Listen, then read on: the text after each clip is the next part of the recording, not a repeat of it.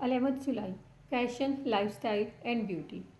अस्सलाम वालेकुम फ्रेंड्स, मैं आपके लिए इस वीडियो के अंदर बहुत खूबसूरत बाजू का लेटेस्ट और यूनिक स्टिचिंग का आइडिया लेकर आई हूँ।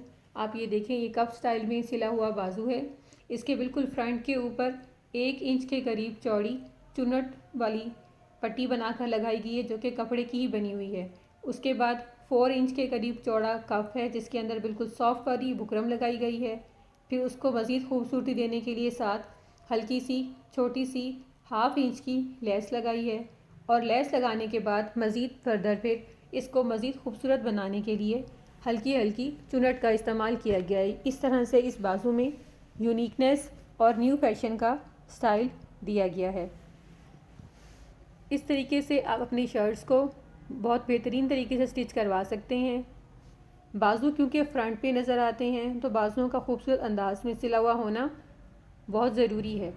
राउंड नेक के साथ उस पर हल्का सा मैंने गला लगाया है तिल्ले का बना हुआ। और इसी तरह आप बाजू आप देख लें कि कितने खूबसूरत और बेहतरीन अंदाज में स्टिच है ये।